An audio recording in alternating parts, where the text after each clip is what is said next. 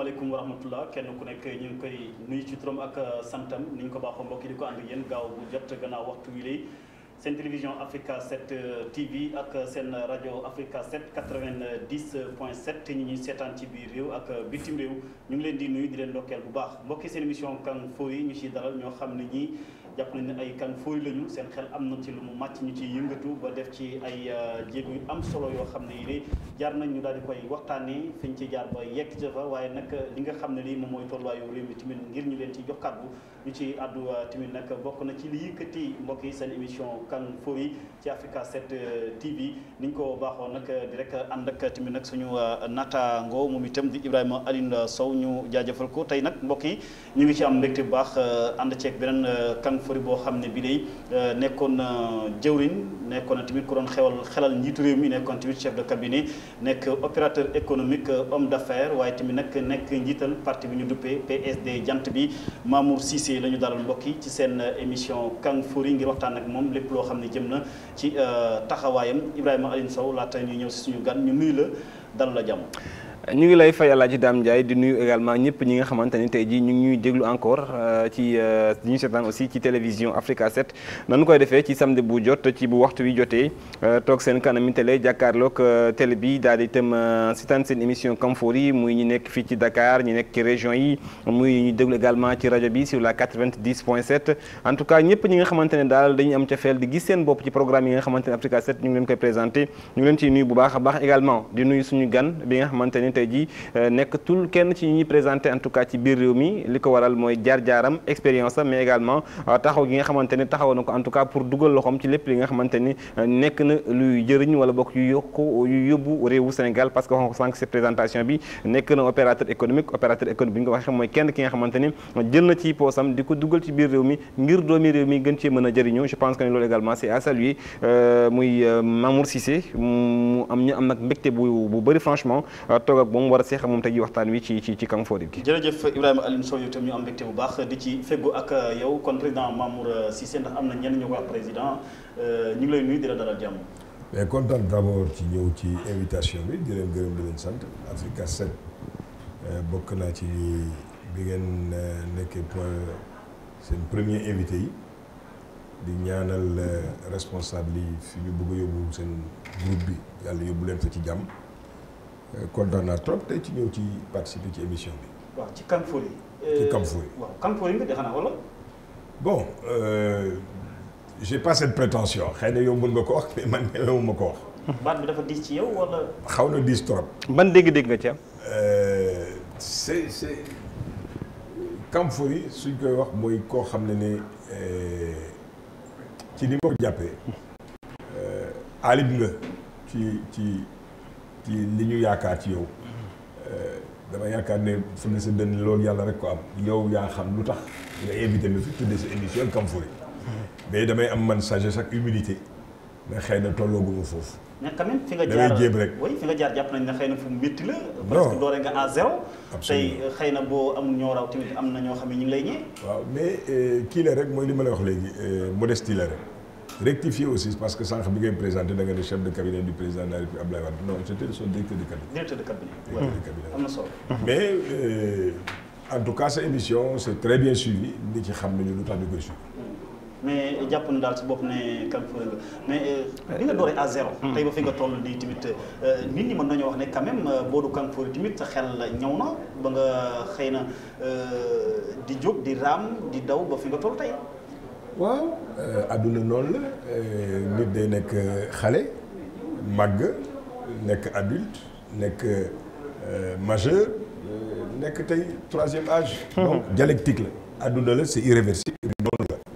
kon effectivement man je pense que dans ma vie j'ai été employé peut-être 3 ou 4 ans rek li ci des yëpp j'ai été un homme d'affaires je me suis débrouillé. parce que loolu laa gëm et puis vocation yàlla moo ko def ci yàggul te daa am loo xamante ne daam bi nga ko junjee léegi dama gis mu ne absolument bi nga ko ne da nga am foo jaar muy fu metti mu ne absolument jaar-jaar bi lan moo ko marqué woon te d'autant plus que yaa ngi mënoon naan léegi nii 4 ans 3 ans képp nga jot a liggéeyal nit li ci des yëpp say mbiri bopp nga nekkoon parce que gis nga faire des affaires au Sénégal c'est extrêmement difficile surtout ñun période dañ koy jéem a def su dee sa baay yorul alal sa ndey yorul alal nga bëgg ci loolu dugg ci business nga xam ne li caractériser banque mooy benn triptyque mooy ñetti démarche ñetti yëf mooy tax banque lebal la xaalis bi mu lay lebal sécurité des fonds engagés liquidité et rentabilité loolu soo ko amul banque du la abal su ma nee la sécurité des fonds engagés mooy il faut nga am garantie ñun puisque sa waajur say famille amuñu ay garantie yu ñu la mën a jox day metti soo bëggee dem tey seeti banque quel que puisse être le projet que tu as xoolal tey xale yi y a des jeunes qui ont énormément de projets mais confrontés aujourd'hui à des réalités heureusement que la DER est là pour régler un certain nombre de choses mais instruments yooyu ñun suñ ko amoon au départ duñ toll fii nous on a bénéficié de l'opération diplômée de l'enseignement supérieur avec le groupe Sonaga Sonabank. Il y en a qui ont réussi, il y en a qui ont eu énormément de problèmes. Mais entreprendre ci Sénégal metti na surtout ñun Amath Fall Baraya dama koy xool di ko saluer ñoo bokkoon ci opération maîtrisage c'était pas évident metti woon na trop parce que li ci amuñu woon culture entreprise c'était très chargé ku jug kuy yeewu sa aspiration ak lépp loo doon xalaat mooy dem université wala nekk fonctionnaire toog ci bureau yi soo dëddoo loolu ne da ngay entreprendre kon yoon bu metti la loolu moo tax ma ne absolument c'est très difficile pour mais xam nga bu ne homme d'affaires sax daanaka léegi dañ naan tekkiwul dara bu ñu homme d'affaires par exemple ni ñu koy définir dóorkat la suul bu ki génn mooy dóorkat la ñuy wax voilà non waaw am na ñu bari ñoo xam ne pour ñoom le terme est très chargé mais loo xeeb mu na sax sa kanam tey on a des capitaines d'industrie moi je suis dans l'industrie am na tey ay sénégalais suñu leen na jàppale woon ak ñun sénégalais suñu gëmoon suñu bopp fu bari dinañ ko sori. fu ñu gëmoon suñu bopp. xam nga lu tax d'abord solidarité amul ci ñun. ah ouais. su amee ci koñ bi sa problème yëpp mooy daal sa paaka pour rendi ko wala pour gasal ko ay kamb du sotti communauté yi nga gis yëpp ñu mën a avancer dañu gëm seen bopp nekk un collectif di jàppale seen biir bopp xoolal la communauté libanaise xoolal la communauté ni ñu ko waxeeti sax chinoise xoolal la communauté indienne ils sont solidaires et soudés ce que nous n'avons pas ñun. mais est-ce que loolu du wut ni ils sont dañoo xaw a néew dañoo bëri maanaam ils sont minorité par rapport ak réew mi que ils sont obligés de maanaam dañu am wareefu booloo pour ne pas disparaître parce que aussi bu ñu fàttali c'est prends le cas du Nigéria def na 10 fois la population du Sénégal mais balaa ngay jéggaane wala balaa ne naam ne fa Nigéria ils comptent d'abord sur eux-mêmes xoolal barke démb li xew Afrique du Sud mais dañu taxaw bañ war a rompre cette relation diplomatique ak Afrique du Sud parce que la xénophobie là dafa toll woon et jël proportion yoo xam ne c'est inquiétant foofu gëm sa bopp la d'abord. mais Sénégal naka la mën a gëmee boppam c'est un problème. mais naka la mën a gëmee boppam parce que Sénégal comme ni ñu koy waxee xëy na ci yoonu yokkute la nekk mais yokkagul sax fi mu toll nii bokk na ci réew yi nga xam ni mënaguñ seen bopp. waaw nga bëgg a yem sa bopp. wala xam nga gëmee sa bopp en tout cas.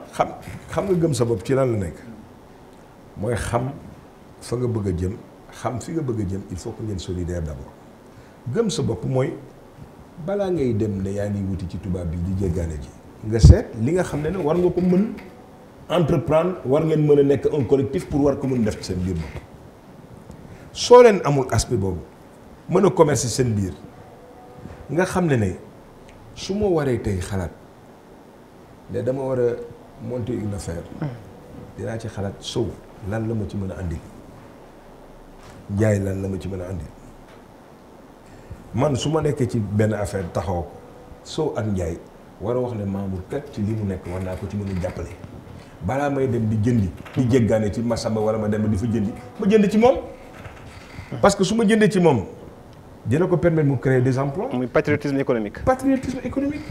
mais ndax léegi jéggaane du gën a yomb gan ci ñi nekk. mais baaxul mais parce que d'abord dafay andi li ñu wooyee tey ay absence ak déficit important suñu balance de paiement tey li tax Sénégal lépp cher lépp metti douane bi metti parce que on importe presque l'essentiel sooy importer essentiellement mais day am problème objectivement parce que li ñuy dépenser ci devise pour mën a jëndi loolu dafa metti deuxièmement soo defee loolu yaa ngi créer ay entreprise pour dëkk boobu mais créer wuloo entreprise pour sa dëkk yow parce que yow tu ne fais qu'importer problème la tey ci Sénégal on a plus d'importateurs que de créateurs d'entreprises kooku su yàqul du defar entre réew xam nga lan moo ko yore am ay créateurs d'entreprise des gens qui réfléchissent qui acceptent le coût du risque ba pare ne dañuy entreprendre kooku soo ko deful y a un problème.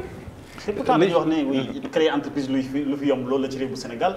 législation mi yombal na lépp ci wàllum création d'entreprise muy PME yi ak yi ni mel léegi moom xel mee fi des maanaam en fait am cofeelu def ko. ak itam damay rebondir foofu parce que aussi tey jii bu ñu nee patriotisme économique ñu bëri ci doomi réew mi amee wuñ ko ndax nekkul lajj gi nga xamante ni régime yi fi jaar lajj lañ ko parce que bu ñu nee Senghor tey moom moo bâtir la nation sénégalaise bu ñu koy wax tey jii nii est-ce que yooyu mënuñ ko woon moo ñaale askan wi ba ñoom ci seen bopp ñu war a mën a gëm seen bopp comme ni nga ko waxee léegi mais également di jënante ak jaayante moom bu wéyee am nañu ko fi remplacé yeneen présidents yi fi nekkoon yeneen régime ñoom également dañu ñëw rek suivre li nga xamante ni moom mooy nañu jéggaane biti réew nañu exporté ji indi di jox askan ñuy lekk comme dund sous perfusion. mais volonté politique. dafa manqué. soo xoolee tey. li ma wax léegi Nigéria la ñu mënal tey seen bopp nga xool Kenya la mu mënal boppam ak Éthiopie ci horticulture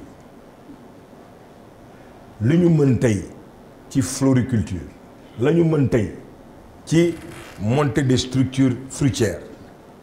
Sénégal waroon na fa mën toll suñu amoon volonté politique bi mooy lan fii mooy li may waxaat léegi kañaan bi il préfère enrichir Doudou Félix Alioune wala Ousseynou wala Aïdibé que enrichir un Sénégalais c'est là où le bas blesse. mais loolu doo may dafa laa def mbirtu xol mais c'est un problème on ne peut pas se développer là-dessus mais tey Kenya mais ils exportent partout. ay fleurs ay roses la lañ ko mën a permettre tey mooy dafa am volonté politique pour promouvoir seen ay nationaux yow soo mënul am volonté politique boobu pour promouvoir seen ay nationaux dans ces secteurs là il y a un problème. est-ce que nekkul frein finalement pour plan Sénégal émergent bi. bah li ngay wax ni un frein. heureusement oui c'est un frein mais heureusement que.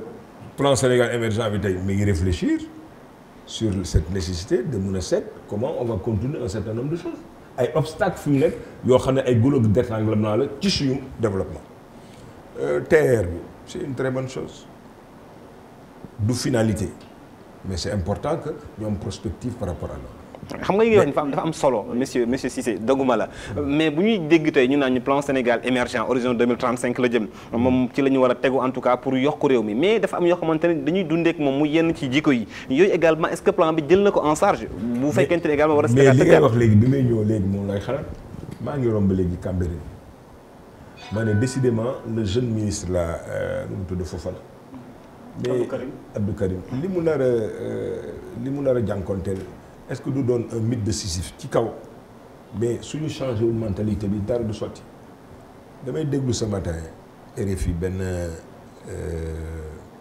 xale benn jeune bu demoon suñu centre bu bees bi ñu def Diamniadio lu mu tudd Arena bi ci coupe d'Afrique de basket bi nee na mais affaire bi bakkane rafet mu ne mais soo duggee ci toilette rek xeet ñi fa nekk loo xam ne ñu ubbi ko en moins de 15 jours mais dégg naa mais mentalité ak jikko boo xam bi gars yi di utiliser toilette yi da ngay ne mais éducation dafa am lu am solo mais tey il faut que loolu dafa war a dëppoo ak lenn mooy un arsenal répressif bu taxaw xoolal tey ni ñu koy waxatee sax bronze yi nekk ci tali yi ci égout yi mais nit ku mën a ñëw amoo luy xalaat lu dul sàcc ko dem yóbbu ko pour jaay ko benn receleur kooku d'accord ko pour defar ci ay marmite alors que xam ngeen ni lii pour aar ñun ñëpp la lu ñu bokk ñun ñëpp la mais des gens pareils on devait raffermir un arsenal répressif pour que dinañ di tëj ay 2 ans de prison ferme kuy def fi mel noonu donc si on ne change pas les mentalités dara du sotti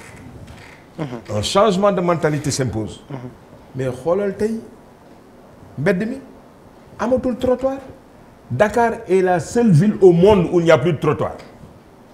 On a cantinisé le pays. Mais loolu su yàqul du defar. te lii war nañu ko tëgg wala ñu mooñaale ko ci plan Sénégal émergent. Mais absolument. Mais l'autre problème 2035 bi ñu wax mais pour autant que nit ci accepté ko am volonté politique boobu parce que les hommes politiques sénégalais lépp lu ñu teg muy prospective 2035 2030 mais tey am na loo xam ne mënoo ko maîtriser s'il y a alternance looy def et li ñu suñu problème mooy alternance bu am. ni ci tëj carrément programme économique bu fi amoon ak social ñu tëj ko nga andi sa programme bu bopp il faut qu'on s'entende sur des thèmes majeurs sur la sécurité sur la défense sur l'éducation sur la santé war na transcender ñun suñu ay égo ak suñu ay politique pour que ñu d'accord ci suñ ci d'accordé ñoo xam ne ni kat ab diir kenn mënatu ko changer France loolu moo fa am ak les lois de programmation militaire kan moo fa sañ a ñëw ne yaa ngi yeewu suba tey lu la neex ngay def ci forces armées bi sañoo ko. kon plan Sénégal émergent bi président Macky Sall bu wàccee rek mën na ko yóbbaale wala keneen. am na keneen ku ñëw mën na ne ko ça n'engage pas teg ko ni yàq bu naqari. continuer jël leneen. ndax weñ ma bañul ca njambaxaan nga ca bañ koy tëggee ñu woo ñëpp ñi nga xamante ne tey jii dañoo bokk ci réew mi muy parti politique yi nga nekk ci langa ku jég yi muy la société civile muy ñoom pouvoir bi ñëpp ñu xalaat ñu xam ne lii réewu Sénégal moo ko moom keneen ku fi jóge itam ku fi mën a ñëw ci lii ngay tënku mais bu fekkente ne rek président wala bokk waa APR dañoo def seen programme bopp teg ko itam keneen bu ñuy am na tamit dindi ko. mais d'où nag l'importance du dialogue national buñ ay nit di woyefal di nasaxal alors que fenêtre la porte la lu am solo la aujourd'hui pour que ñu waxtaan ci ñu pencoo ko il faut que ñu pencoo moo ci amuloon ci njëlbeen ci PSE bi. amu ci woon mais tey l'erreur humaine encore moins la faute kon qu'on accepte comme si tant est effectivement que amu fi woon waaw tey nañu waxtaan dañu pencoo volonté politique am na dañu waxtaan ci defar quand même ba pare jël décision parce pare gan di woote waxtaan tamit maamul. waaw mais xam nga man du ma def xam nga man du ma def politique politicienne man je suis politique du suma métier politique vocation la contrat à durée déterminée la war a doon ak yow ak askan bi dañ lay fal nga nekk député yaa xam député nga yaa xam maire nga yaa xam président de la république mais su diir bi jotee nga dem defi leneen mais Sénégal mais dañu sonal def politique métier loolu moo ñu sonal tey la preuve li Ismaïla Lo doon wax la way mu ne day way su noppee rafle rafle mais les hommes politiques noonu la ñu gisee yëf ils pensent que pour exister il faut que guddeeg bëccëg ñu ubbi ñu créer benn événement mais loolu su yàqul du defar. mais kon sa parti bu boobaa da nga ko def ngir doolandal sa wàllu liggéey bi nga xam ne bii. non déggoo li ma wax politique du finalité xam nga lan la vocation la pour servir ton peuple Sow di yëkkati ne mën naa ko def Ndiaye yëkkati Mamour yëkkati waaw askan bi tànn Sow. waaw maag yow mën nañu nekk dans l'opposition xam ne kat bokkutuñ ci mais ñaanal Sow ak askan bi la mu yéene askan bi moo doon sotti dëkk bu mel ni comme Île du Cap-Vert c'est à moins d'une heure de temps de ñun keroog ba ñu defee élection ci ëllëg sa mais dëkk bi kenn dootu dëkk di kenn ña gagné ñu ngi gouverner ñi nekk ci opposition ñu ngi opposé wu sur des bases programmatiques mais pas en dessous de la ceinture. du ma saaga Ndiaye du ma tudd ndeyam du ma tudd baayam mais nañu bàyyi yu bon yooyu xam nga lu ko andi amuñu métier li ñuy dundee mooy politique du métier ñaareel ba waaw tey yaa ngi wax am na lu dépassé loolu président de la République il est élu sur 2 mandats non renouvelables jeex na 2 fois rek lañ ko mën a réélire mais dégg nga politiciens yi ñu wax ci Assemblée nationale ak les municipales. Un maire 3 mandats 4 mandats député à l'Assemblée nationale 3 mandats 4 mandats loolu mooy lan su yàqul du defar. tey dañu waroon harmoniser. pour que tey présidentielle li ñu ko def. mais amatul loo droit am plus de 2 mandats à l'Assemblée nationale amatul loo droit am plus de 2 mandats comme député. comme maire suñ ko defoon. mais nit yi dinañu xalaataat bu baax. maire bu ñëw di nga liggéey soo liggéeyoon xam nga ne 2 mandats la ñu dàq la nga dem seen. mais député bu toog fii 2 mandats xam nga di nga wuti leen loo def. waaw dès l'instant que def nañ ko ci li nga xam ne moo gën a rëy ci réew mi. mooy njiitu réew mi. 2 mandats la mënatu ko dépasser. pourquoi du ñu harmoniser mais mës nga leen ci dégg ba ma koy coobalee kenn jàppale wu ma ci parce que arrangé wu leen il préfère di toog fii def ko politique bi métier di def ay 5 mandats 6 mandats 8 mandats 10 mandats mais su yàqul du defar. kon daanaka ñi fi nekkoon 1960 ba tey. ñoo fi nekk.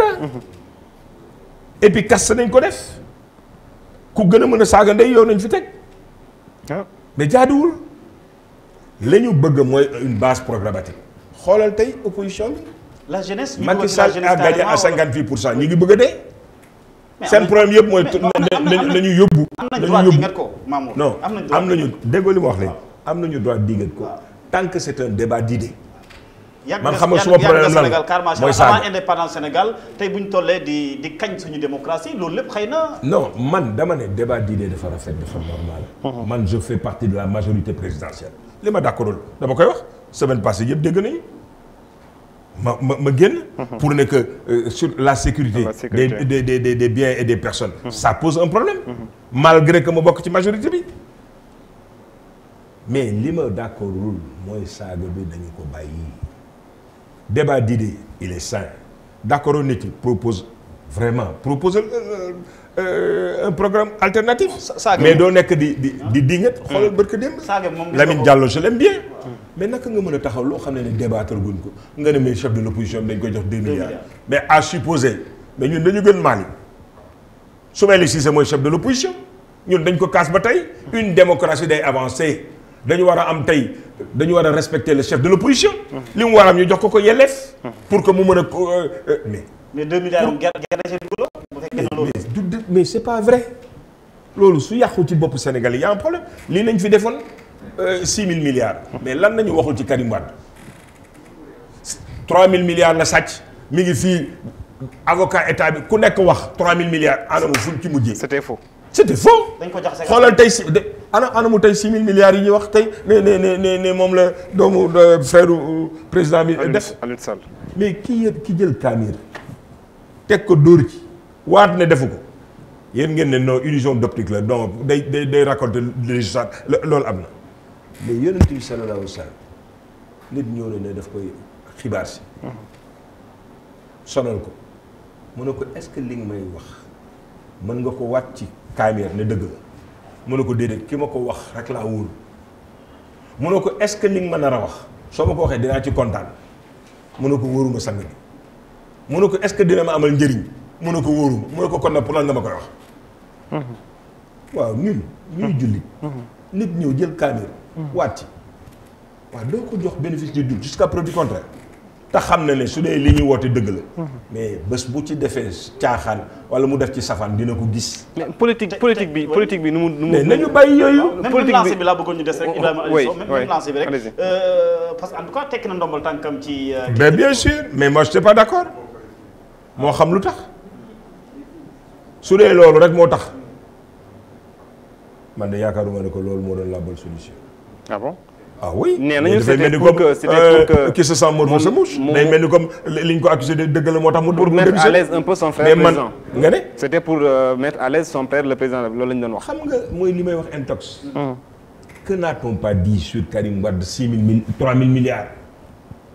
ana ñu ko waxoon ana preuve bi ñu mës andi fu ñu mujjee ak moom 6 000 milliards c'est la même chose mais c'est-à-dire. mais Karim il est condamné 138 milliards lañ ko accusé lañ ko la. alors que waxoon nañ fi 3 000 milliards dama la bëgg a wax ne waxoon nañ fi 3 000 milliards. mon problème mooy nañu rafet quand même des fois personne n'a le monopole du cœur yaakaar Macky Sall tey mën na jël tey paaka daas ko ba mu rafet jox ko noonam pour mu rend moom war na xam ne nguuru yàlla rek a dul jeex. waaw moom du def dara pour rentrer. par la grande porte génn ci moom daal il est corrompu il est dégueulasse yu sàcc magu rek la Macky Sall di def xoolal booy boobu barke démb le populiste là qui dit fu nekk oui et il s'adresse tout le temps à Macky Sall. Qui ça le populiste? mais xam nga ko le jeune là qui tout le temps fait de la délation 94 milliards mais il y a un problème on peut vivre mais il y a un problème dans ce pays. daam xam nga ki muy wax kan la éthique ak morale dafa am. le populiste la oui parce que c'est du populisme qu'il est en train de faire c'est-à-dire pour exister et mon problème mooy que c'est parce que élection mon problème mooy que xam nga lu tax parce que c'est les officiels aujourd'hui qui enflent tout ce qu'il fait li nga xam ne dafa waroon daan lu basique tu signes un contrat mais waroon nga ko mettre à la disposition sur le net et partout pour que les nit nul n'en ignore. Pourquoi attendre qu'il réagisse lui pour sortir les informations pour dire que ah non ça ne s'est pas passé comme ça déjà que li mu waxoon ak li am du dëgg mais pourquoi noonu de dire attendre que mu poser le débat pour ñu koy tontu et pourquoi un état est toujours sur la défensive ça me désole par majorité bi ma bokk que état bi tout le temps di def lu mel noonu mais il faut que le président d'où l'importance ñoom seen taxawaay et puis di dialoguer et di wax ak sa majorité munoo enfermer wu parce que su yëfi neexee mën na ko piiru boppam ak ay nitam mais su neexul war na di wax ak ay alliés pour ñu mën a xam li ñuy mën def mais ñun on nous demande des comptes aussi et on doit rendre des comptes mais on ne peut pas avoir un état boo xam ne day nekk tout le temps sur la défensive su yàqul lu rafet surtout que li muy wax yëpp du dëgg 94 milliards xoolal barke démb li Lamine Diallo waxati alors que ce n'est même pas encore un débat. mais fu ñu ci waxee fu ne alors que le chef de l'opposition état bi génn war na doon loo xam ne on est d'accord. mais état bi war a leeral bu leeralul quand même bu ñoom fekkee ne dañoo. y a un problème la nature a peur du vide réaction bi mooy problème la réaction qui pose problème. mais la preuve éléments yi ñu am bi ñu ko tegee kenn amul lu mu ci contesté amul ci lu mu ci wax dégg nga forum de justiciable bi ñu ko wax nee na ko mais il faut que nga répondre sur un certain nombre de choses mënuloo yeewu suba teel tout le temps di accuser àllarba dafa am ci jàng bu nekk nit ki may ko quand même ak sérénité mu commencé fii réew mi tout le monde sait que les détournements de deniers publics ne sont pas prescrits koo mënti doon soo jalgatee ëllëg di nga rendre ay compte kon am na loo xam ne. yow combat bi combat ko moom Ousmane Sonko yow noo koy qualifier par exemple Ousmane Sonko. populiste la ko. populiste la loolu la ko waxee. objectivement c'est un populiste. mais présidentiel quand même la parce que jox moom. bëri na il est en train de monter en puissance. il est en train de monter en puissance boo xoolee li mu am. mais écoutez c'est normal nous sommes dans un pays où 58 pour ne pas dire 62% de la population est jeune donc lu ñuy doxee par émotion c'est pas Ndiaye c'est pas Mamour Cissé qui froidement se dit que moi j'ai pas besoin d'un populiste mais qui était plus populiste que Hitler qui était plus populiste que Donald Trump qui est plus populiste que Bolsonaro mais j'en ai pas besoin moi j'ai besoin de balles li ma nit ki doon wax tekk doy na listixaar man te à mon âge j'ai besoin de sérénité pour ne pas quand même mais offenser pour ne pas heurter mais Sénégal mais le monde est un village planétaire Sénégal lan la ci représenté pour que ngay fëgg sa dënn su ma yegsee je rends tous les contrats je vais revenir on sort du CFA non c'est pas comme ça. loolu bu neex opérateur économique ak homme d'affaires yu mel nii na. et puis c'est pas comme ça. waaw mais mënu leen ñun ñuy pratiquer. quotidiennement xam nañ ne tey que le franc CFA fut-il un mal. est un mal nécessaire. Ouais. Ah oui parce que il nous permet aujourd'hui de faire des échanges. Il nous permet en francs constants sur un an de contenir l'inflation. Contrairement au Nigeria ak le Ghana. boo nga xam ne que tey mën nga jënd tey benn kilo mburu nga jënd ko 150 francs. 15 jours plus tard mu jar 1500. parce que le taux directeur de la banque centrale day monter à 2 chiffres ñun suñu CFA bi tey am na stabilité. le taux que donne la banque centrale un chiffre la musul dépasser 4%. mais c'est une très bonne chose suñ tey su ma koy dinga tey xam nga ci lan lay dinga les transferts massifs d'argent que suñu nit ay nit di sàcc di yóbbu ci biti moom laa wax sànqale. ay nit. ah oui moom laa wax yi bokk ci fan. mais ci réew mi xëy pat. ci réew mi ci Afrique ci gouvernement. te ba tey kenn génnewu leen gan na leen. ci gouvernement yi surtout Salif Sy un économiste brillant wax na ko. Chérif Salif Sy les transferts aujourd'hui de l'Afrique au sud du Sahara vis-à-vis de l'Europe sur ces devises-là est monstrueux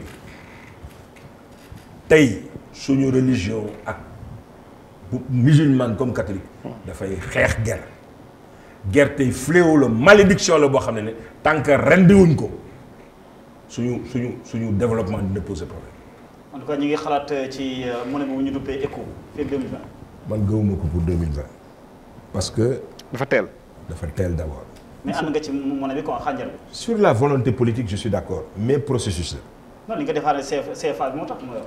li tax ma wax loolu moo tax ma ne la que li tax may wax ne la que CFA bi tey am na lu muy jëriñ mooy ñun ñi ko bokk au moins am na ay harmonisation fiscale douanière yu am suñu diggante économique. am na loo xam ne suñ ko réglé wul du ñu mën dem. démb xaw ma barke démb damay seetaan benn responsable Nigéria il s'occupe de réserve de change ou de xomalan mu ne que ñoom seen président a insisté et c'est une volonté politique pour que la TVA gaa yóbbu ko à 7%. mais ñun non dans notre espace économique UEMOA on a des taux qui dépassent 7%. mais comment peut-on penser aujourd'hui fiscaliser aujourd'hui la cigarette et l'alcool à 7%? C'est un problème de volonté politique. Nous sommes à 15%, 17%. mais suñu harmoniser wu loolu nan nga bëgg ñu dem. nga bëgg a ànd ak kooku léegi ngeen bokk ci benn espace économique. te jubóowu leen ci d'abord. qu'est-ce qu'il faut. et quelle peut être la volonté politique pour préserver suñu askan pour préserver suñu ay doom. y a un problème. enjeu yi ci am gan war nañu ko jàng. xoolal tey activistes yi. conséquences yi gisuñu ko xam nga seen problème lan la. France mooy seen problème. France na dégagé. mais France man awma complexe war nañu xoolante ñu nag France ci bët. waxante. ku nekk gérer ay intérêt. man lu mel ni comme Sonatel d'accord uma woon mësuma d'accord ba tey fi may taxaw ak yow. ñu delloowaat ko gars yi signé leen 14 ans xaw ma 15 ans. waaw ñu yore majorité. muy nasaraan si. lu mel noonu di def plus de 1 milliard de chiffre d'affaires par jour état bi daf ko waroon tey moom ay doomu réew mi ñoo ko waroon tey bi ñu waroon renégocier convention bi waroon nañu permettre aux nationaux bon teint sénégalais bon teint ñu am ci majorité parce que mënuñu développer des sans loolu sañ nga dem tey yow Djibouti sañ nga dem Dubaï sañ nga dem Qatar sañ nga dem Liban tey di fa créer société dafa am plus de 50%. xalaat nga ko sa bopp yow neegal mënoo ko am waaw pourquoi noonu dajee ñoom ñu mun ko am sama dëkk. alors li nga wax problème li ngay wax ni sëñ bi Cissé da ngeen nekk ci ñi nga xamante ni da ngeen am xam-xam macha allah ngeen nekk ak président bi nga xamante ne yéen a ko sut ci wàllu âge ngeen nekk ci coalition bi muy ñu bëri di laam-laameen dafa am benn choc de génération dans la gestion des affaires de l'État ñu bëri en tout cas ñenn ñi di ko ñaawlu ñeneen ñi am ci beneen gis-gis mais yéen ban apport ngeen amal le président Sall ci surtout sur ces questions là yi ngay wax nii. président Macky Sall moom nañu fal. yéen a ànd ak moom. ànd nañu ak moom. parce que yaakaar nañ ne programme am war na mën a andi dara askan bi surtout jéego yi mu tegoon tey mu neex mu naqadi kii nu mu tudd Prodac réalité la. PUDC Prodac 29 milliards yi ñuy wax. réalité la PUDC réalité la soo jëlee tey. des contrées comme Ranérou Médina Yoro Foulah ay dëkk la yoo xam ne mais ils se considéraient plus comme des Gambiens que Sénégalais d'abord frontière bi ñoo ko bokk ñaareel ba Sénégal daal leen andil dara piste de production bu baax sax amuñu ko branché téléphone portable sax problème noonu foofu dañ ko doon defee à plus forte raison suñu waree faju mais tey am nañu courant am nañu électricité ils se sentent sénégalais. te Prodac moo leen ko may. entièrement à part programme Prodac moo leen ko may Ranérou dafa am benn dëkk bu nekk foofu bu tudd Sab Sabre alhamdulilah yàlla may na ma def fa teen. nga gas fa teen. ba ma koy gas le matin li tax ñi moo ko fay def parce que dafa metti woon ci jigéen ñi dañ daan jóge suñu ndëkkee ba pare 9h30 du matin dem di wuti ndox ba après tisbaar suñu ñibbisi moitié wu sa ndox mi yëpp tuur na dans des conditions extrêmement difficiles xale yu bari mënuñu jàng yàq seen jàng yàqu mais demal foofu tey rien que déjà sur Ranérou y a 3 forages mais kooku du réalité. man c'est-à-dire que sama question. amul kenn koo xam ne dem nga. sama question si wuti ay parrainage. ci àll bi. te gisuloo effectivement des réalisations qui ont été faites. D'accord. du PUDC forage. Du PUDC. man sama question. donc dama koy repréciser c'est-à-dire que yéen ci xalaat yi ngay wax ni jëm ci nationalisme bi ngay wax noonu nationalisme économique patriotisme bi bon bi ngay wax noonu en tant que ñu ngi leen di taxé ni que ni voilà yéen a mag président bi dafa am war a am renouvellement des générations dafa war a am ci politique bi et tout mais yéen a ngi mag yéen a koy xelal nekk ak moom ci coalition la grande coalition présidentielle mais est-ce que seen xalaat mu ngi koy jëfee wala est-ce que yéen a ngi koy mu ngi leen laaj seen xalaat dégg nga sànq ma la wax la leen que nous faisons partie de la majorité présidentielle mais il a aujourd'hui un gouvernement. Ce gouvernement-là, on n'en fait pas partie. Entre autres blocages. Macky Sall aujourd'hui est en première ligne parce qu'il a supprimé le poste de Premier ministre. Ce qui fait que il est exposé au quotidien à tout ce qui se passe. Dans son gouvernement. De sa part. Moi, je le pense très sincèrement. Je pense. Surtout, période bi nga xam ne son numéro 2 n'était plus là. mooy Boun Abdallah Dionne. 3 mois yi c'était très difficile pour lui soo bëggee gérer les relations internationales la diplomatie yi mu exiger. et pourtant jël na ci vacances dem noppali. non dama la bëgg wax. yooyu yëpp soo ko ci biir 3 mois yi. en 5 ans nga bëgg a réaliser je pense man objectivement que le poste de Premier ministre avait sa raison d'être. Aujourd'hui dans la pratique xëy na peut-être on ne peut plus l'institutionnaliser mais de fait il est toujours là dans la mesure où Boun Abdallah Dionne continue à suivre les grands dossiers parce qu'il est ministre d'État secrétaire général de la présidence de la République. Temps yële bi mu feebaree ça se voyait que c'était très difficile mais aujourd'hui ça va être le président va se soulager un peu plus parce que waa ji loolu la yaakaar mais lii ngay wax ci conseil yi mais balaa ngay conseil nit gis ko. Ah bon? Ah oui. ak li nga ko jàppale yëpp dañu ko gis. ku di ñu toll. 4 mois yii 4 mois yii. c'était très difficile kenn ci allié mi gisu ko. yow sollicité nga pour 4 mois yi mooy après élection yi. oui après élection yi c'était très difficile kenn gisu ko. ah président loolu tey na xel de. ah non mënul tey xel de expliqué naa lu tax. il a supprimé le poste de premier ministre donc il est exposé au quotidien il doit recevoir les ministres il doit régler des problèmes et Dieu sait qu'il y en a eu des problèmes. xoolal Yeewu Subatel gagné li nga gagné 58% gars yi Yeewu Subatel tam la dëmm ne 6 000 milliards lekk ngeen bradé ngeen sàcc ngeen def ngeen ñu kenn xam ngeen nekk sur la défensive ba jaar Korité xaw ma Tabaski 4 ministres toog réunir pour répondre aux gars non c'est-à-dire l'État ne doit pas être sur la défensive. L'État c'est le temps un État impersonnel prends le temps mais s'il faut répondre Sénégalais ñu ngi la barke dem nañ la plébiscité mais soo waree tontu li nga tontu ci li nga war a tontu.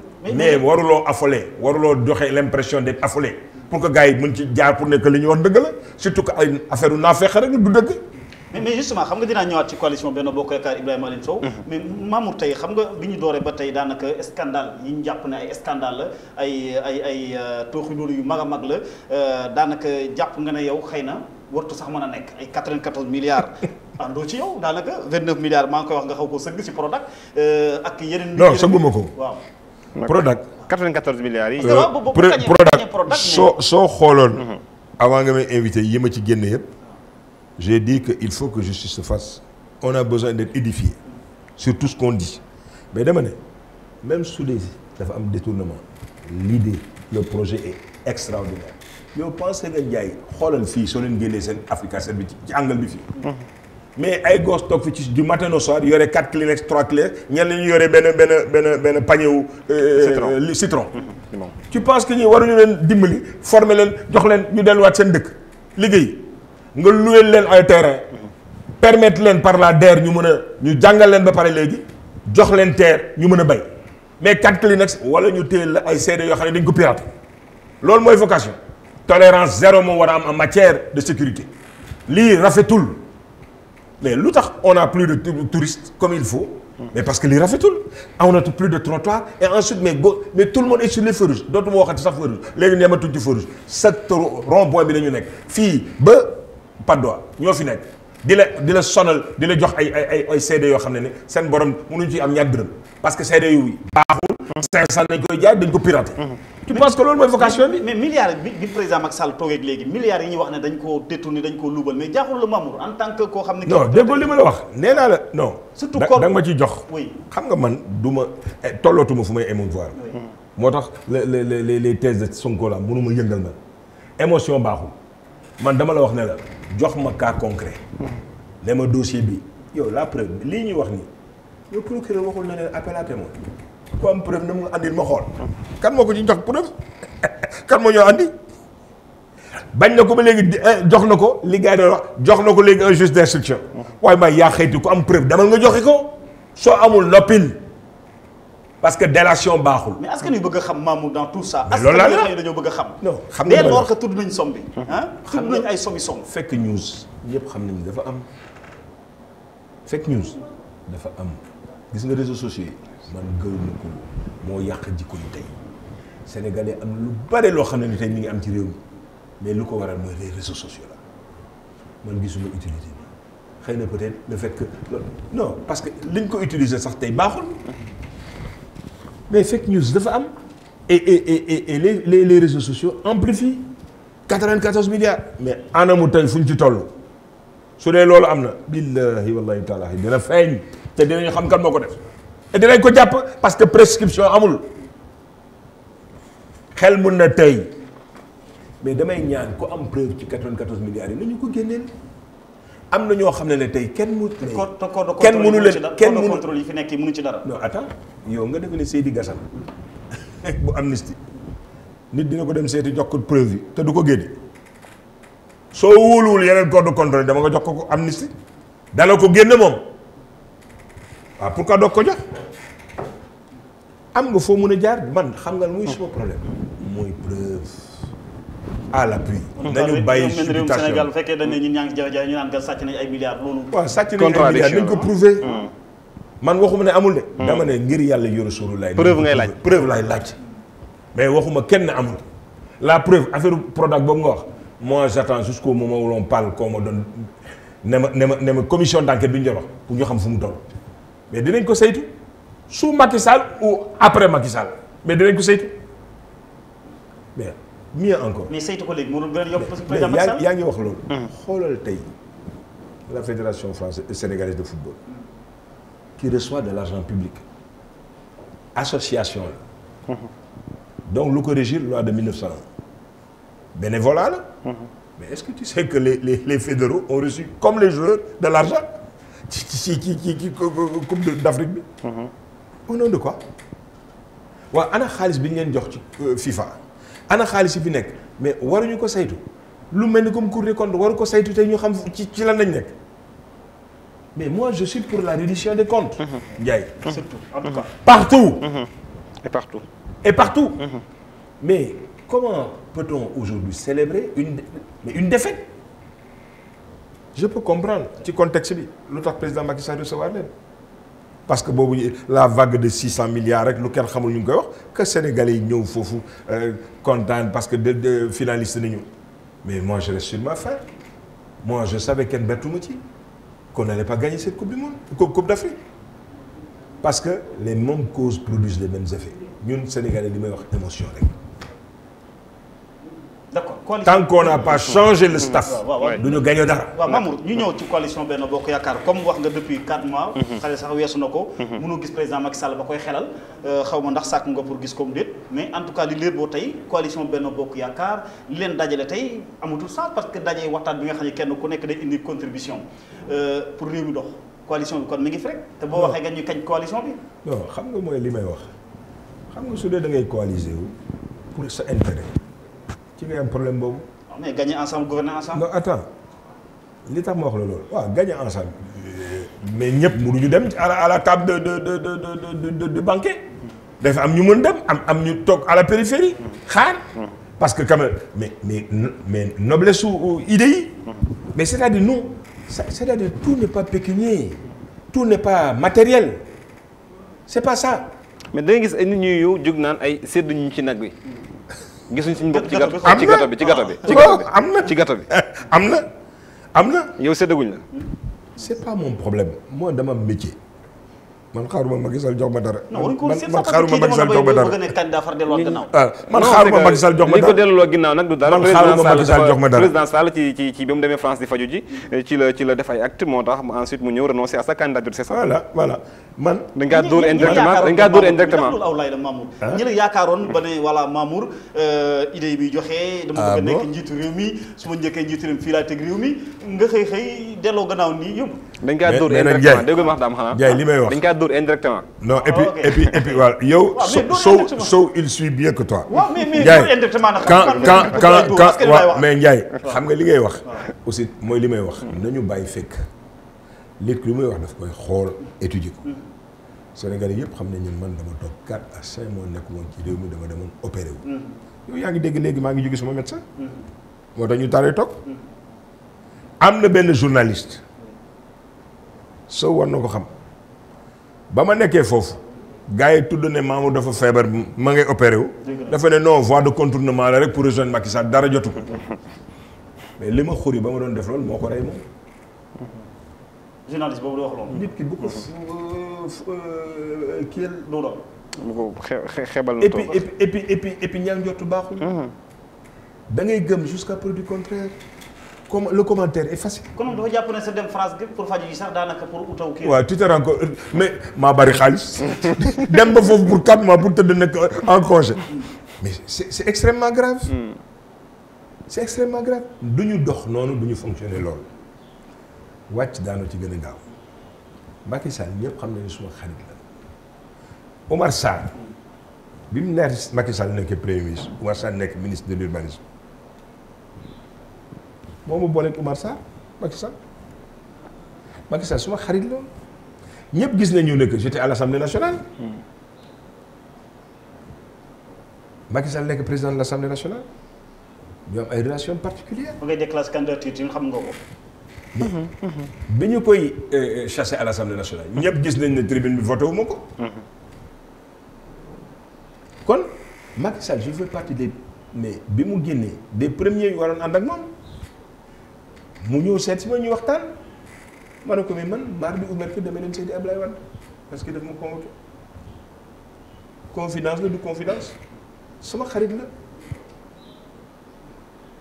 kon su nekkee ci dara ay la yéwén luy yóbbu Sénégal bi ci fi ñu bëgg mais damay tàccu. donc sa candidature bi sérieuse la woon. lii rek moo ci jaar justement daam en tant que homme d'état gi mu nekk ci moom ak li nga xam ci état ak li ko réew mi jaral aussi. ak projet yi nga porté woon ak sa parti PSD jant bi tey jii ndax au-delà des personnes ak li nga seq ak le président Sall aussi ndax waroon weesu foofu tey jii nga déposer sa candidature.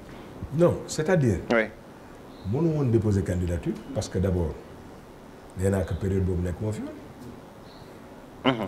moi je suis rentré au Sénégal le 8 février le 8 janvier. laa ñibbisi au Sénégal. j'ai quitté Dakar le 9 septembre maa ngi ñibbisi 8 janvier. tout le monde le sait. j'étais en Anvers. mais ensuite. ba ngay entreprendre ne yaa ngi dem ci loolu. mais daf ci amoon aussi ay panier ak ay filtres le parrainage était là après le parrainage il y avait la caution mais ensuite jàkkaarloog Sénégal yi sur ce processus là vous avez le temps quand même de réfléchir dematoo ci élection yi réfléchir nga parce que pourquoi nga ne yaa ngi dem ci élection yi parce que tu es sûr de porter un combat et un programme. am na ñoo xam ne moom meilleur que celui que am na ñoo xam ne sax daanaka dañoo war meilleur que celui qui est là. mais sur le plan éthique. man damay ne su dee da ngay dem élection parce que tu penses que tu portes le meilleur candidat la meilleure candidature et le meilleur choix mais dès l'instant que tu ne pars plus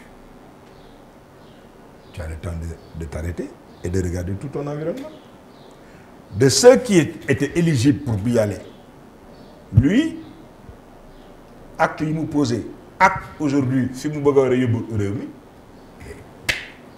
ça calme et tu le soutiens ne serait-ce que pour que Macky Sall termine ses travaux. mais soutenir koo xam ne kii mënoo ko gis pour jox sa xalaat. non tu ne comprends pas.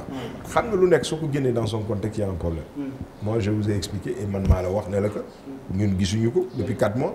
pourquoi gisuñu ko depuis 4 mois ci diggante bi si gis nañ ko 2 fois mais en réunion mais quand je dis gis mooy que ngeen toog mais gis nañ ko 2 fois. xaw ma non 4 fois sax mais yoo xam ne man 2 rek laa ci assisté parce que yeneen nekk moon Dakar mes affaires m'empêchent d'y être. Mais dama ne li tax gisuñu ko parce que la suppression du poste de premier ministre est une réalité et un facteur bloquant. Il était obligé d'être tout le temps en première ligne. Mais l'opposition mayu ko dara. Ils ont fait un 3e tour. ci saa si bi ñu gisee ne que gars yi gagné na leen fii. ñu ne xaaral ñu xëpp ci kii. gars yi commencé xëpp génne l'affaire de BBC lu nekk ñu génne ko état bi nekk fii di affolé mais kooku dafa waaye mais quand la case de Birima brûle waaye da nga tal waaye li nga tal mooy fay safara bi waaye taluloo fi leneen waaye da nga tal waxtaan. ëllëgu coalition bi pourquoi ëllëgu coalition bi. lan la war mais la coalition n'a aucun problème. parce que yéen a ngi ci seen dernier mandat. Benoît Sambou est en train de bien travailler sur la commission. oui et il porte nous tous nos idées. yéen a ngi seen dernier mandat en fait président Sall mu ngi ci dernier mandat am. oui loolu la foofu laay waxee ëllëgu coalition bi. oui oui mais moi je pense que aujourd'hui par décence nous sommes dans la coalition. mais le gars n'a même pas encore fait 1 an. on veut parler déjà de l'après Macky Sall. man je n'en parce que nag commencé na wax yi commencé na. man wax yi commencé na wax bi c'est normal mais man je dis. il y a de la décence. ce qui nous importe aujourd'hui c'est que Macky Sall réussisse. c'est pourquoi il a été élu. surtout sur le 2e mandat là mu def ko. mais ñi tax ba ko wutu nii wala xalaat ne. ku yaakaar ne nag mën nga fëgg sa dënn ne yaa ngi koy remplacer sa droit la mais je pense que tey xam nga lan mooy préalable. le statut du chef de l'opposition. xam nga tey lan mooy urgence yi. la sécurité des populations.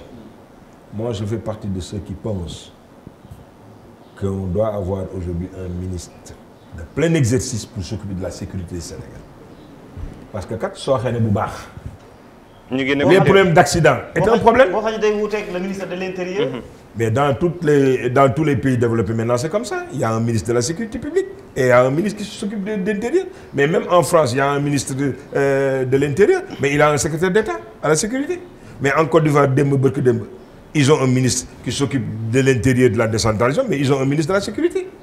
Mais la sécurité, ça devient un problème, une exigence pour yow la. C'est-à-dire c'est une exigence quotidienne. Parce que xoolal tey bandi yi ni ñu mel. xoolal bandi yi ni ñu mel tey. ils t'agressent et les moyens dafay développer comme ñoom.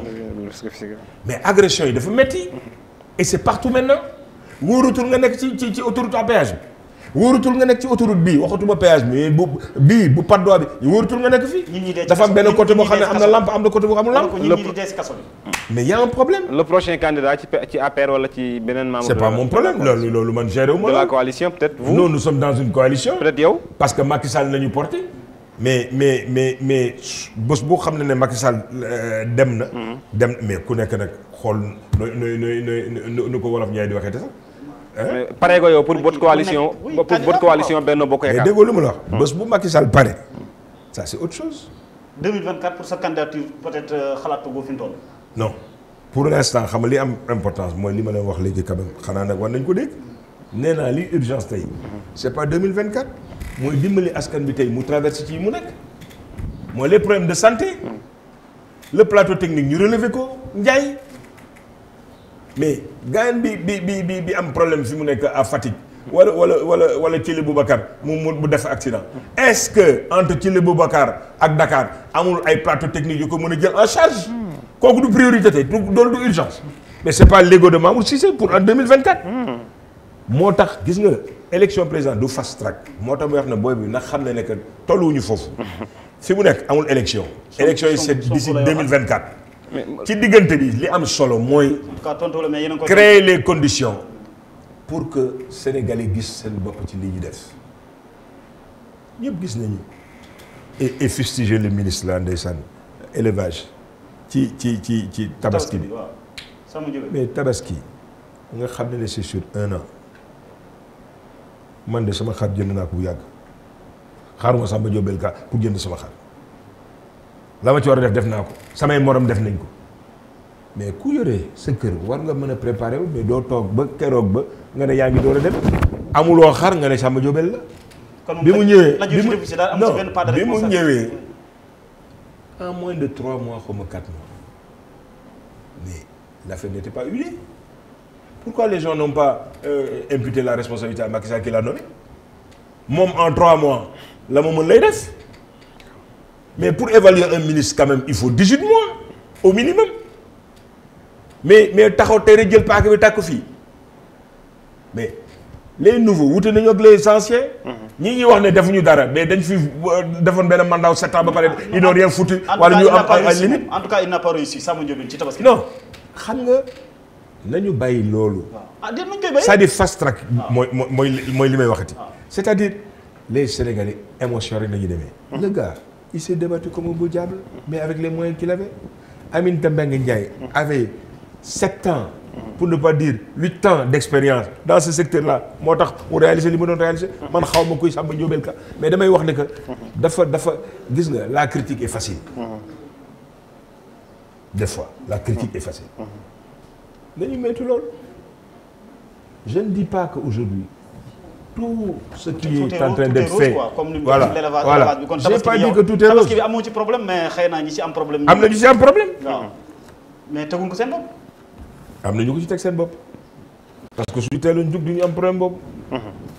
d'accord mais Mamour xam naa ñu ngi ci pandaw waxtaan wi Mamour Cissé njiital PSD jant bi mais tey wax nga sa digganteeg président Macky Sall. Ibrahima Aliou Sow comme ni nga ko waxee mais sa digganteeg maître Abdoulaye Wade tamit kenn du ko laam-laamee te diggante ñaari ñooñu tamit wax dëgg yàlla ku ci nekk ci diggante bi tamit ñi ngi kenn ku ne mi ngi xalaat naka la mën a dem ba am koo xam ne kii xëy na dina taxaw vraiment waxuma melo mais quand même ñu joxante loxo. lu rafet la vraiment li nga wax li question bi nga posé nii du question sa contribution bu rafet la Ablaye Wade dama ko pratiquer gis mu wax lu rafet ba ñuy def passation bi biñ ci paree dafa ne dama bëgg yéen ñëpp à partir de cet instant ngeen jàppale Macky Sall c'est un libéral sama doom la pour mu réussir li muy def kon kooku bañu Macky Sall diggante bi dama ko xam parce que bi Macky Sall nekkee président assemblée nationale président nekk président de la république dox naa ci. lu mu juróom. mais juróom na accalmie. ñun kay li ñu wax ñun solution bi. donc tey lii ngay wax nii lu ma neex la su waree mën a am yàlla na am parce que dox naa ko. am na benn ni ñu koy wax Kanfouri kàngamu APR mu ngi may dégg sax su ma déggee xam na ne maag moom dox nañ ci waxtaan nañ ci diisoo nañ ci. dem ngeen seeti président Macky Sall. ma xelal ko ci wax ko nu muy def. essayé nañu benn affaire nit ak bëgg-bëggam yàlla ak dogalam. mais nekkuma fii pour. non mais lan moo tax mu. dox bu nekk dox nañ ci. mais lu tax en tout la wax par exemple lu tax déglu. xam nga non du question la dafa am ñoo xam ne ci fitna nañuy mën a réaliser wu. am na ñoo xam ne. jubóo bi arrangé wu la. baat bi yàgg naa ko dégg waaye. Njaay Sow day jëli affaire yi la des fois te c'est-à-dire nag Sow day jëli aussi. Sow day da nga koy wax non def moo koy tey man xam naa ne moo koy tey. d'accord mais moo koy tey c'est-à-dire moom journaliste dëgg la moom day bëgg a xam nga yow de temps en temps nga xettali li mais moom day jam rek. ñi bañ ñu jubóo fu ñu fare ci Macky Sall wala ci Abdoulaye Wade. fépp la am de part et d'autre. pour nga gisee Wade sax day jafe pour loolu nekkoon nga lànk certainement. mais oui gis nga tu penses que jabaru président de la République jug ne day dem seeti président Abdoulaye Wade gisu ko nga dem ne kooku dina neex Abdoulaye Wade du ko neex. neexu ko benn yoon. neexu ko benn yoon du ko neex. mais fi ñu jaar loolu la ñu wartoon a jaar peut-être ni ñu ko jaaralee. du ko neex. mais yéen ñi doon jox jàmm da ngeen amoon blocage pour dajale ñaar ñi. gis nga tey. waay li ñuy ñaan yàlla gis nga da ngay tollu fenn foo xam ne les pesanteurs lépp looy def daal def ko ci raasal démb guddi moo gën. am na loo xam ne daal waaw am na loo xam ne daal du ci ay plateau de télévision nga koy wax. mais quand même yow amagoo solution fi mu toll. non aw ma ci solution mais li nga ci ñaan sabab lu ko yàlla na ko suñu borom bi def. mais xam bu ñu la posé question. diggante boobu. dafa war a rafet. bu ñu la posé question bi da nga doon n'importe qui ci diggante ñaari diini. déggoo li ma la wax am na loo xam ne aussi Ndiaye junj doy na borom xel bàyyi loolu. ngeen continuer négociation. gis nga Serigne Abdou Aziz Sy Al Amin yàlla na ko yàlla jéggal baal yàlla na nekk tey ci ay papam ak ay ñoom yonent bi nit ku baax ku bëgg jàmm ku dox jàmm ci diggante Maître Abdoulaye Wade ak président Macky Sall. dox na ci li mu ci mën. lu ma fekkee lu ma xam. problème bi c'est un problème très profond. kon am na lu ci réglé Karim Wade génn na. ak grâce. amul lu mu ci deful ak seen métti li na yàlla yombale woon loolu ba loolu am bàyyi ba doom bi yàlla na leen yàlla rapproché. te yéexagul ba tey lu mën a nekk la ci kanam. war na nekk war na nekk. Ablaye Wade xol bu rafet la yore Macky Sall il doit être dans les mêmes dispositions. pour que loolu mun a am. peut-être mën naa xaw a gën a jafe sax bu ñu gisee situation PDS suñu toll. dara. gis nga tey mu neex mu naqari da nga ko wax sànq. nous avons des partis patrimoniaux. parti ndondante ñu. parti bi Massamba moo ko moom parti bi Mademba ko moom Ablaye Wade li mu def ci PDS donte am na ñu ko ci jàppale moom kenn waru ko parce que lu mën na nit mën ñaar ko dàq waaye ku ne PDS xalaat Ablaye Wade. day taxul xëy na moom ko. mooy li may wax. moo ko moom. wax dëgg fa yàlla parce que fi nga toog. samedi bi passé fii la Farba Senghor toog. te lu mu ci wax ci question bi aussi ñëpp dégg nañ ko ci. c'est vrai que il a investi de son argent il s'est investi lui-même. mais am na ñu ci ñàkk seen bakkan ci parti bi. am na Wade mënu ko fay am nañ ci seen ay. mënu ko fay Wade mënu ko fay. mais lépp li mu mën a fay. waay jéem na ko ci. te def na ko mais objectivement man de dama yaakaar man du ma xeex ak kenn xam nga lu tax. ku la mbéyaa tey daagul bu feeñ na ba ci. li xew barke démb nii nuñ koy waxatee Jeanne d'Arc. danañ ñëw xam naa ne balaa ñu kii. ba ci moom. waaw lu ko fi jar. kon daagul fan la nobee kon lu mel ni ñoom Omar Sarr ak ñoom Babacar Gaye ak ñoom. El Hadj man du ma tudd kenn. waaw non man tudd. waaw man du ma tudd kenn. seen situation taxawal nañ alliance. waaw seen droit la et puis la preuve ñu ngi tudd sa ñu ngi gérer nañ seen alliance donc mi ngi noonu. ñu ñaanal leen yàlla. la ñuy wuti yàlla may leen ko. nit ñi gënoon a jege maître Abdoulaye Wade tey wan ko gannaaw comme ça. waaw mais léegi lan nga bëgg. dawul yaram. mais daw na yaram metti na. daw na yaram metti na. avec le recul noo koy analyser. ma ne. man tey à mon âge. je ne critiquerai jamais. non analyse laa wax. analyse bi ci def gis nga man. du ma PDS. j'ai d'excellentes relations avec les responsables du PDS.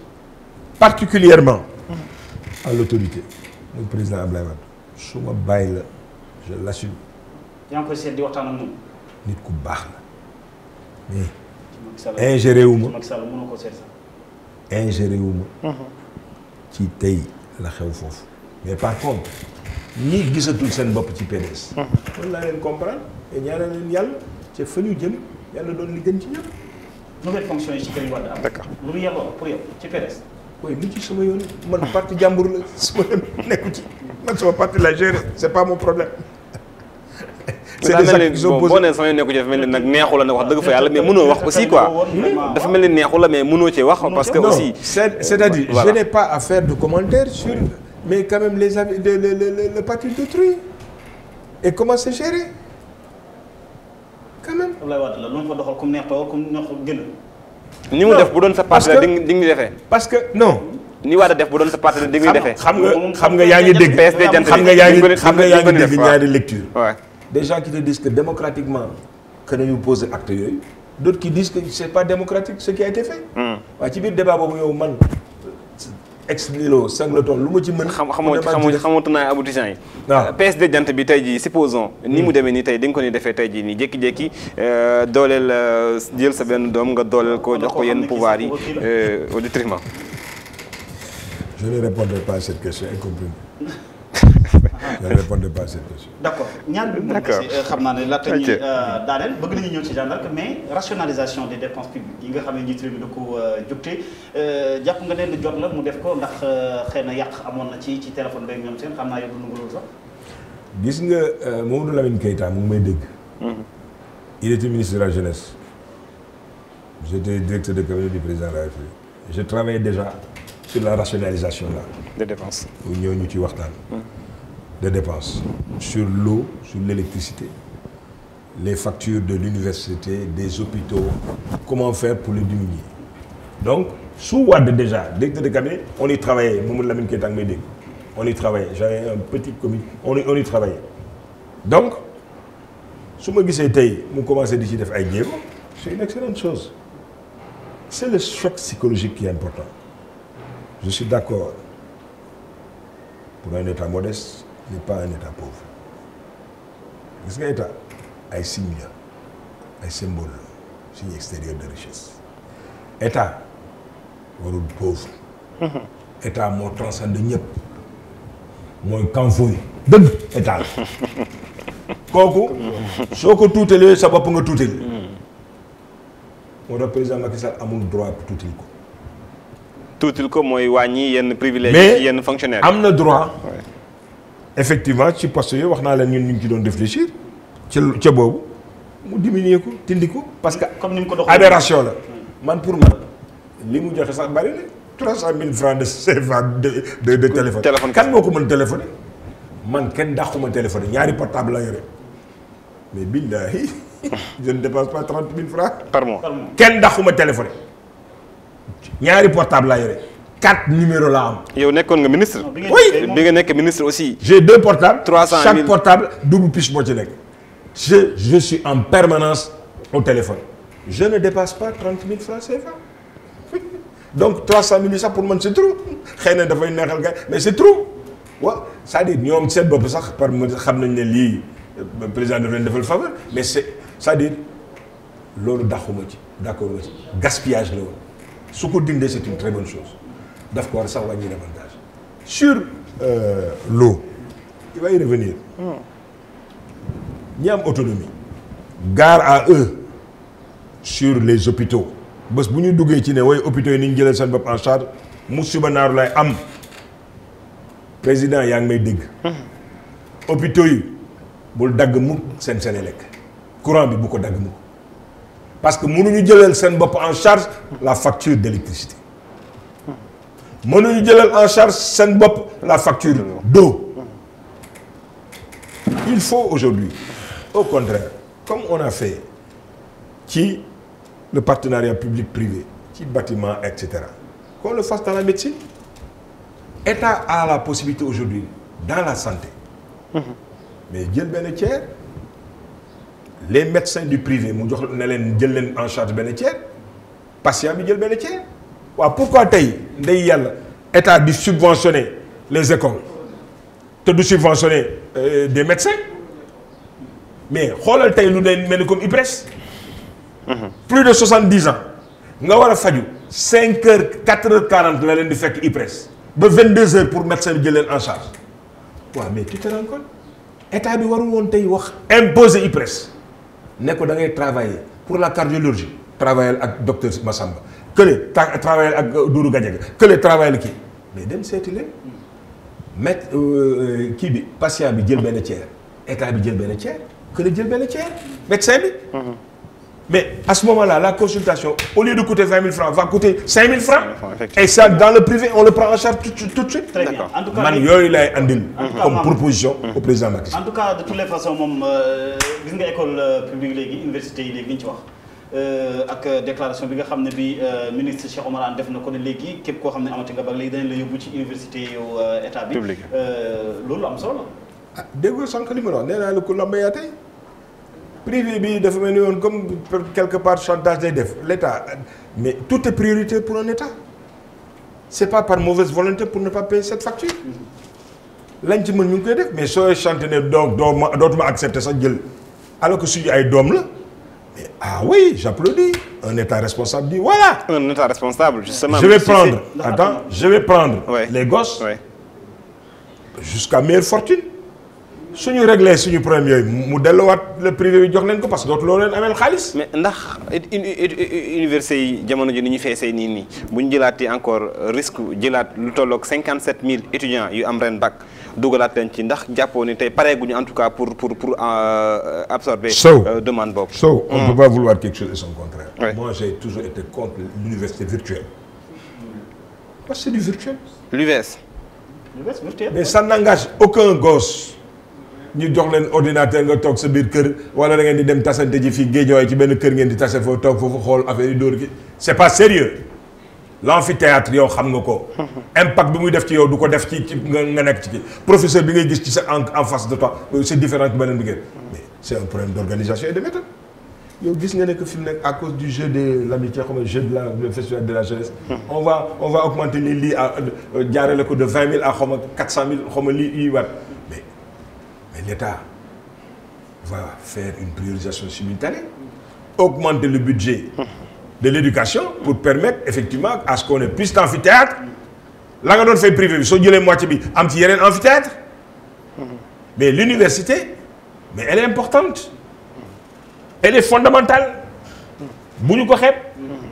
mais ñëpp mënuñu dem effectivement à l'université. mais pour autant que ñu mën a am benn passerelle entre le privé et le public. nga xam ne que ñii ñoom tam engagement bu ñu jël ñu war ko mën a respecter. parce que soo jëlee engagement ba mënul respecter y a un problème. yaa toj sa bopp. oui xoolaat enseignement bi également. xoolal syndicat yi. bi ñëpp déggoon nañ ma ci. bi Macky Sall ne leen ne prenez aucune décision. aucun engagement que vous ne pourrez pas tenir. gars yi d'accord dem ba ci cappaandaw bi 9 mois 11 mois plus tard mënuñu ko tenir. mais je dis que mes présidents mais il n'a même pas joué le jeu. mais dafa leen war a démettre de leur fonction. dafa leen ne prenez aucun engagement que vous pouvez pas prendre. ñu jël ay engagement yu ñu mën a remplir li may jëkk def mooy dàq la. non mais c'est un minimum. mais Mamour. c'est un minimum. chef d'entreprise donc moi c'est noir c'est blanc c'est blanc. oui Mamour chef d'entreprise nga. moo tax ma ne la peut-être tamit enseignement bi ñu xoolaat ko. xam naa ne am na xëy na gone yoo xam ne jàng nañu université ba génn indi la lijaasa Mamour ah doo ma jël fii nga xam ne. am na. Aujourd'hui, l'instruction qui est apprise à l'université n'est pas adaptée au monde de l'entreprise. Toute l'université. xam nga tey à la limite ñan ñoo am profil bi mooy CFPT bi nekk fii Sénégal Japon. on a des bons techniciens en électrotechnique électroméca automatisme yoo xam ne formé nañ leen. soo leen dugalee ci ligne de production yi un temps soit peu 3 mois 6 mois ils ont la main mais génn université de Dakar suñ la jàngalul musiba naar la sama doom ngi nii mu ngi nii ñëw ma ngay galérer ci usine bi ci suuf ba ci kaw parce que France la sax mais la mu fa jàng sax adapté wul carrément au monde de l'entreprise il faut que nga réadapté ko moo tax man damay sant son borom j'ai été le président du conseil national des jeunes dirigeants d'entreprise du Sénégal et notre organisation patronale a été la première organisation qui a fait le link entre l'université et l'entreprise. ñu ngi ko tuddoon 48 heures de l'entreprise à l'époque ndeysaan dem si yàlla Mokhtar Sow moo doon président CNP Sakhir Thiam nekk ministre de l'enseignement supérieur Ibrahima Niang nekk ministre de l'éducation nationale. on a tenu 48 heures à l'université pour def le link parce que ñun universitaire jàng enseignement supérieur dem dans le monde des affaires on a vécu ñun des moments extrêmement difficiles yoo xam ne bëgguñu woon suñu rakkay vivre ko mooy ñoom Diop bi moom tey ESN c'était le président des junior entreprises mais on a été les premiers à faire ce link là donc moi je suis pour que l'assemblée de l'université et les conseils d'administration au sein de l'université de Dakar soient pourvus d'opérateurs économiques comme des Mamour Cissé comme les opérateurs économiques war nañu bokk tey ñun sur le conseil d'administration des universités pour wax quels sont leurs besoins ak lan nañu bëgg. ça c'est essentiel. ba ci sunu wàllu pétrole gaz bi yëpp ñu jàngale. mais surtout. mais bien sûr parce que c'est xam nga tey lan mooy sama problème. est-ce qu'on aura nous le niveau de cadre qu'il nous faut pour gérer la manne là qui va venir sur le gaz et le pétrole parce que de nouveaux métiers vont naître. Quelles sont les dispositions idoines qui ont été prises pour nous permettre effectivement que ñu am ay fourrures ay fourrures yu baax. parce que soudure hydraulique dañ ko war a def. y a des métiers yoo xam ne suñ ko taxawul léegi jàngal ci xale yi léegi. musiba la. mais l'autre problème. mooy au-delà de 57 000 gosses yi nga ñëw au bac. mais tey le Sénégal souffre de quelque chose. Est-ce que vous savez que sur 10 Sénégalais, les 7 n'ont pas le niveau du CEP? Les 7. Les 7 sur 10 Sénégalais n'ont pas le niveau du CEP. Ah oui. Les 8 n'ont pas le niveau du BFM. Donc, les valeurs doivent changer. Souleymane Bachir Diagne, professeur Souleymane Salif Sy, Eva Marie Coll Seck, Souleymane Bachir, d'autres références. Qu'est-ce que tu as une référence? Il y a un problème. Dans le monde de la lutte, il y a beaucoup d'appelés, mais peu d'élus. 25 000 licenciés, 60 000 licenciés. Il y a des gens qui waa gauche yooyu yëpp da nga leen di bàyyi rek. ñu tàggat seen bopp lekk pain bi am nga doole amuñu xaalis. mais tu en fais des vagabonds. Des agresseurs. D'accord. Des agresseurs. Il faut que ca cappaandaw bi nga mën leen récupérer. Quelle est la force aujourd'hui de la Hollande? Quelle est la force aujourd'hui de l'Allemagne? Quelle est la force du Japon? C'est pas le niveau supérieur. C'est les cadres intermédiaires. Ils ont de bons électromécaniciens, de bons carreleurs, de bons électromécaniciens, de bons... Parce que l'on est ça. Métier. Suisse, il n'y a pas un métier. Si vous avez 15h30, vous allez en entreprise. Il y a des gens formés pour être biologiste, il y a des gens formés pour être analyste, mais vous avez fait un métier. Donc, tailleur de femmes solo. Mais aujourd'hui, les mécaniciens au Sénégal. J'ai appris que membre du conseil municipal kii bi nekk fii mairie bi Diouf Sarr di wax ne oui ñu ngi leen di déverser ay dépotoirs mécaniciens yi il prend les mécaniciens pour dépotoir c'est-à-dire xoolal la notion. mais mécanicien bi su nekkuloon sa oto du baax. mais il est grand temps que même dans le cadre du PSE.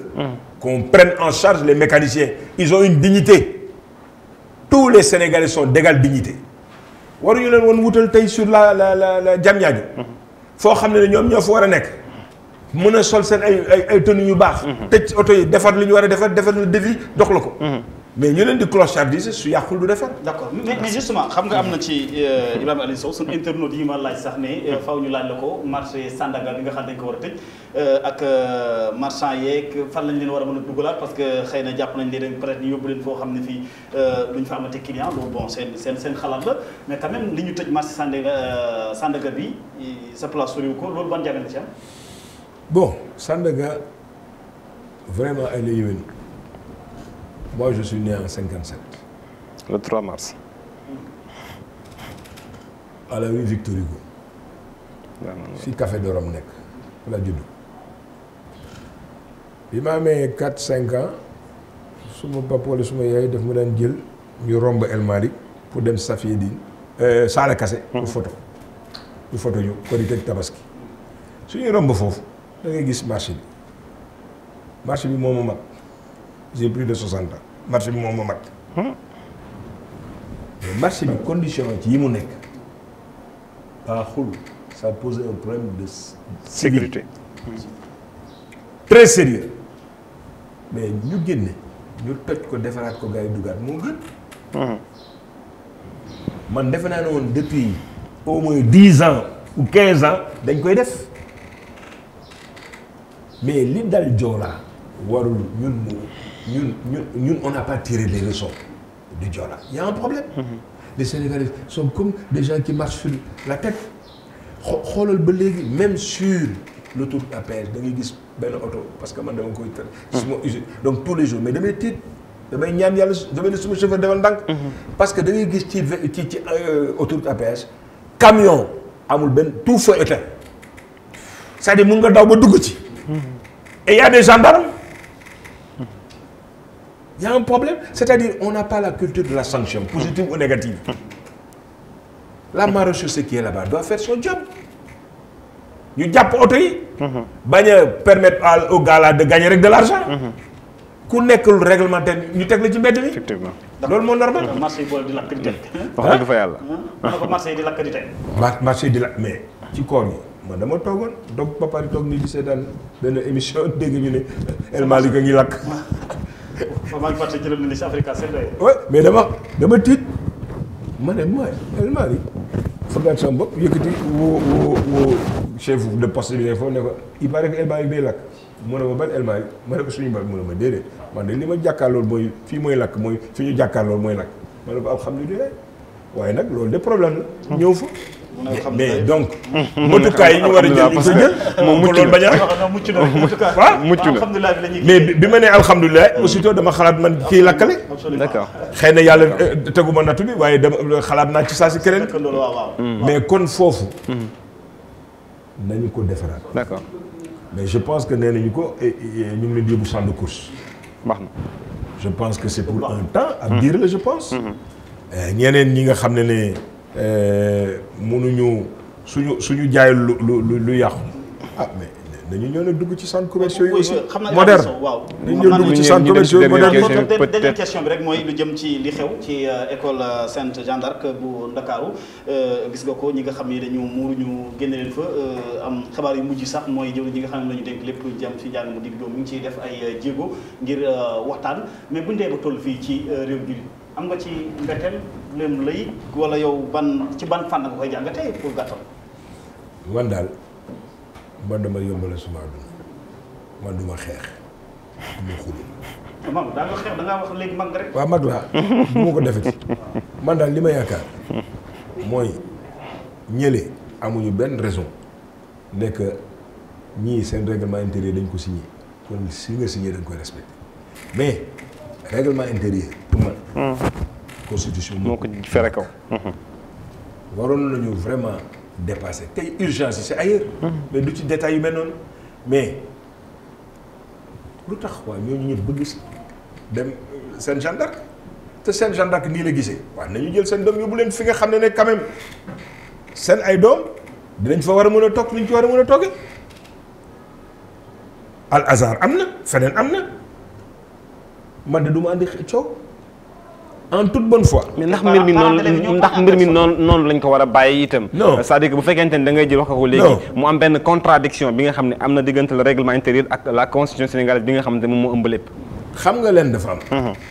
on est d'accord pour la laïcité xam nga lu tax mënuma ci avancer. parce que kat bëgguma nekk naafeq. quand ça m'arrange on est dans un pays laïque. quand ça ne m'arrange pas la preuve dégg nga léegi li Ndiaye wax léegi nee na ci dëkku jullit. la wax waxul dëkku lay dëkku jullit la wax joyanti na ko donc pour dire que bugguma naa feex dëkku lay am na yoo xam ne est-ce que jaadu na su donte ñoom 5% nañu wala 3% nañu am na fu bare foo xam ne la loi de la majorité moo fi taxaw carrément et ça n'a gêné personne. Quelle est la fixation pour Sainte Jeanne d'Arc moom kenn fi école ci Sénégal. dafa nekk loo xamante ne aussi ci contexte bi ñu nekk la gis nañu barki démb pharmacie Guigon. ah attends. voilà foofu pour ma wax la ne comparaison n'est pas raison da nga lekk sama lañ sax dama wax leen. waa kay c'est-à-dire pharmacie Guigon. est-ce que tu sais que moi je fais partie des gens qui ont dit nañ ko boycotter au profit de pharmacie yi nga xam ne mi ngi fi xam nga lu tax. parce que dafa laal lu extraordinaire parce que dafa ne moom waxul affaire Thiador dafa ne julli bi la tere. ma ne nañ ko boycotter. mais julli gi ni ko yàlla gi digle noonu la diglaay muuru ci. non déedéet. bàyyi leen yow yi loolu bàyyi leen loolu ay ca bokk gis nga muuru bi. l'islam waxu ko. muuru jigéen. way yow ma ne. mais gars yi nu mu leen neex ñu teg ko de. mais attends muuru jigéen islam waxu ko interprétation non. y a une interprétation. waaye ci xaj mooy awra si jigéen ak ñoom seen. non y a une interprétation. Ouais.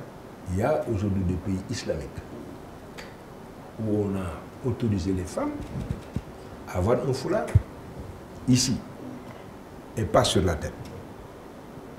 Ok? yow su la neexee librement nga def ko pour man interdire julli mënul bokk ak interdire ki def loolu surtout que gars yi dañu ne li leen ci gêné mooy dañu marginaliser dañu singulariser dans l'école c'est l'école qui doit être laïque le port qui caractérise ou qui stigmatise pose problème je dis objectivement notre constitution est au-dessus de tout cela mais quel est le problème Jeanne d'Arc tey rakay école ci Sénégal nee na moom nii la gisee yéen gisewu leen noonu il faut que nga mais ñi ko mënul ñi gis seen bopp ci foofu nañu toog ñi nga xam ne ñoom neexu leen nañu boycotté dem seen yoon wuti feneen fu ñu dem jàmm na ñooy la ma def man ci gëgon assumé ko gars yi revenir ci mais muuru quand même islam daka sant jigéen. non waaw man dama ne. muuru quand même islam daka sant jigéen. non oustaz imam. non man du ma imam sax du ma sax imam dama ne daal kuy julli. wuti na ak loolu ma ne. ñoom gisuñu seen bopp ci loolu. waaye yaa xëyti nañu boycotté seen gendarme. d'accord ñi nga xam ne gis nañ seen bopp ñuy toog fa parce que école bi baax na baax boo xam ne pour seen doom dañuy toog. d'accord foofu vraiment amoon nañu mbégte daal la ñu bàyyi la nga tàggu. ñi ngi mais kontaan naa mais yëguma sax temps bi malgré que man maa ngi nii am emploi du temps bu 4 heures ngi jot. waaw yëguma ko sax parce que vraiment c'était très bon.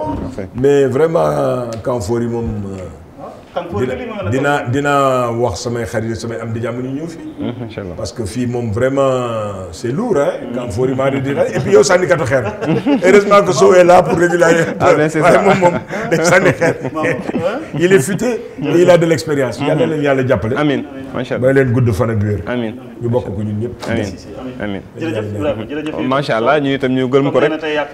waa gis nga damay bañ nga jàpp Imam Cissé bi xam nga di ko def yenn nii aussi donc voilà c'était ça l'essentiel moo nekkoon que mu génnee li nga xamante ne moo nekk ci moom muy xam-xam bi partagé ko penc ko pàcce ko ak réewu Sénégal je pense que loolu moo tax a jóg la télévision Africa 7 gërëm bu baax a baax ci kóoluteeg bi ak kóoluteeg yi nga xamante ne am nañu ko ci télé bi mais également ak fidélité bi ñu am ci émission Kanfour yi xam naa rek yow tamit remercier la jox gars yi dig daje incha allah beneen samedi ci beneen numéro ci seen biir émission Kanfour yi. jërëjëf Ibrahima Alioune Sow jërëjëf moom itam président Mamour Cissé nekk njiital PSD jant bi homme d'affaires nekk tamit opérateur économique ñu ngi koy am mbégte loolu dalaloon ko nekkoon tamit nag directeur de cabinet bu maître Abdoulaye Wade tey jii mu bokk ci coalition Benno Bokk Yaakaar. gërëm nañ ko sant nañ ko bu baax vraiment ci xam-xam bi nga xam ne bi génn na ko ndax Kanfour bi ñu ko doon wooyee tamit amul ci benn yoon betteel gërëm tamit mboolem ñi nga xam ne ñooy Kanfour yi nga xam ne ñu ngi doon seetaan incha allah beneen gaaw danañ ko dalal beneen Kanfour yi ñu waxtaanee ak moom ci li xelam màcc mbokk yi gërëm nañu bu baax ñi nga xam ne nag ñoo jàpp ci liggéey bi ba mu yemb lu ci mel ni Babacar Niang mi fare ci geneen wàll ga Pape Ba moom itam ñu ngi koy gërëm bu baax Pape Sala moom itam ñu ngi koy gërëm Ahmed Meng ñu ngi koy gërëm bu baax ki nga xam ne kii mooy Khady Dieng Faye moom itam Maymuna suñu waa ji nga xam ne moo tax ñu xam suñu culture léegi ñoom ñëpp gërëm nañu leen sant leen mbokk yi gërëm ci ñi nga xam ne ñi nga fare woon ca geneen wàll ga ca rajo ba ku ci mel ni Abdoulaye Ba Toucouleur ñoom ñëpp ñu ngi leen di gërëm mbokk yi sant directeur gërëm nañ leen directeur nga xam ne ñu doon seetaan président directeur général Aliou Ndiaye salaamaaleykum